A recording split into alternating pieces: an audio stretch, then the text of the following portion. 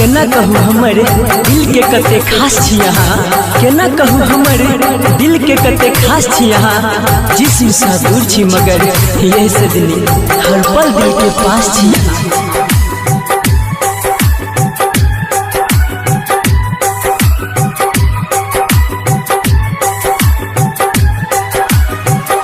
दिल दलवा के किछ सोचलो ने हम, ये दिल दलवा के किछ सोचलो ने हम। ये छोड़ब तन साथ कहू खा के कसम, ये छोड़ब तन साथ कहू खा के कसम। ये दिल दलवा के किछ सोचलो ने हम, ये दिल दलवा के किछ सोचलो ने हम। ये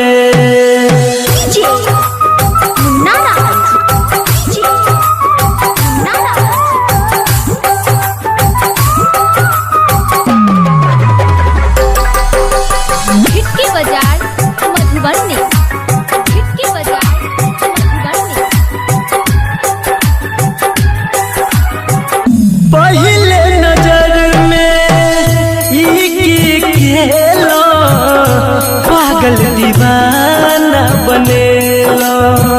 सोचे के मौका हमरा न देलो, कोने ये जादू चलेलो। ये सजनी बोलू ने किया शर्माई छी।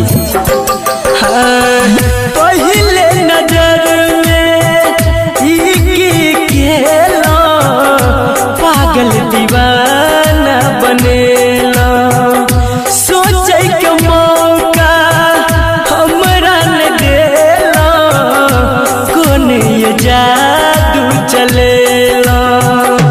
कहू कि हम अब आह के सनम, ये कहू कि हम अब आह के सनम। ये दिल दलवा के किछ सोचलो ने हम, ये दिल दलवा के किछ सोचलो ने हम। ये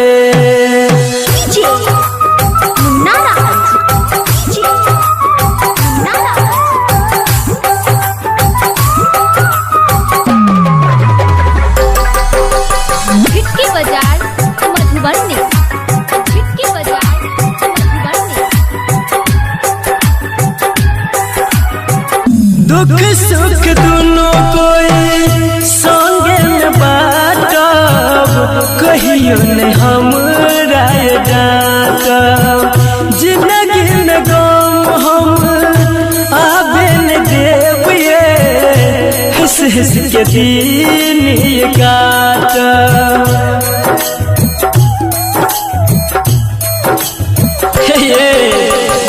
दुख सुख दोनों संगे में बाटब, कहियो ने हमरा डांटब। जिंदगी में गम सजनी आबे न देब, ये हंस हंस के दिन ये काटब। रटर भी केस कहे बनब बेरहम, ये संदीप सुमन कहे बनब बेरहम। ये दिल दलवा के किछ सोचलो ने हम, ये दिल दलवा के किछ सोचलो ने हम।